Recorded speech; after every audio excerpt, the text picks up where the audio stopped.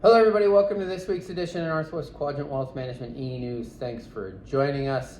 As we sit here today, this morning, we got the wholesale inflation numbers, the PPI, that came out for the month of October, and we know that the CPI was better than expected, and now the PPI, the wholesale inflation numbers, were better than expected, and so stocks rallied, risk assets in general rallied on the news, which we all can appreciate and we like. Josh and I like seeing your account values go up and our own account values go up as much as you do. But we want to issue a warning. We don't think that the coast is completely clear. While we've seen a tremendous rally off the lows we saw a couple months ago, we don't think that we probably have put the lows in for this bear market cycle. Now the good news is we don't know for sure. Only time will tell, right? We could be definitely wrong about this, and we could have seen the lows already this summer, and we could be up and away. But when you look out into the future and you realize that the Fed, we are a long ways, even though 7.7% inflation is better than expected, we're a long ways away from 2%. And so the Fed's going to have to continue to be aggressive.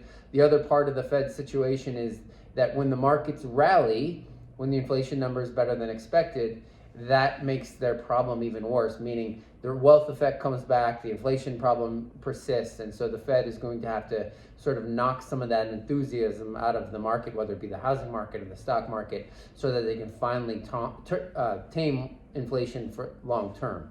And so we think 2023 is going to be difficult.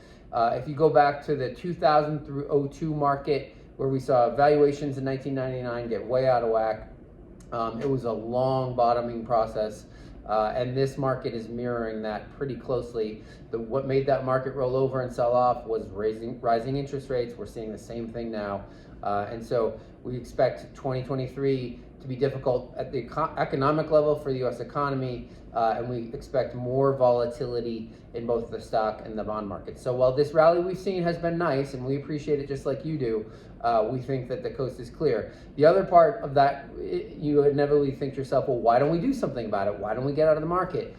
Because we could be way wrong about that, and markets could have a banner year next year, and we need to be there for that. So remember, the successful investors spend time in the market. It's staying in the market, not trying to time the market. So we just want to mentally prepare you for more volatility, probably headed into year end, and for the most of 2023, we expect lots of volatility.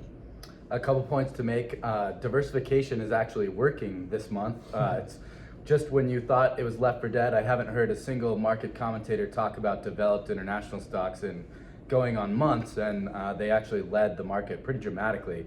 Developed international is up 17% over the trailing month, so outperforming the NASDAQ and every other asset class pretty handily.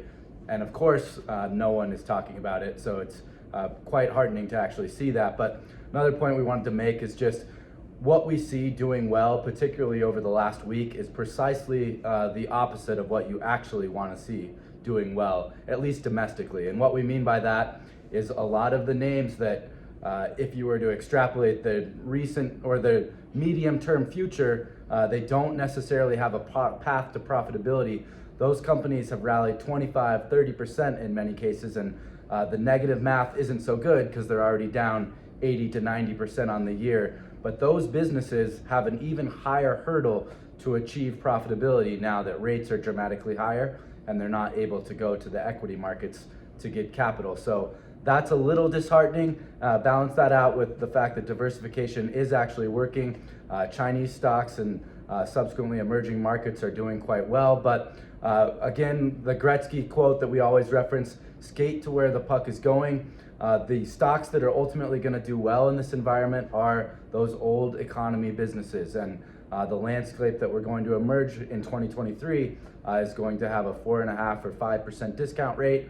And that's very great historically for value stocks relative to growth. So we think that you'll see continued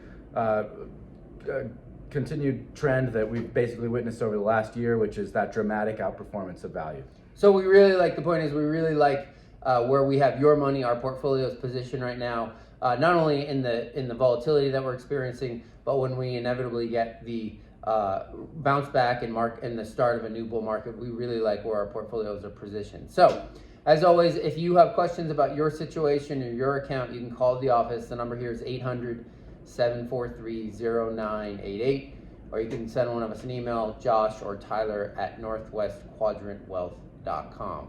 We'll see you back here in 2 weeks.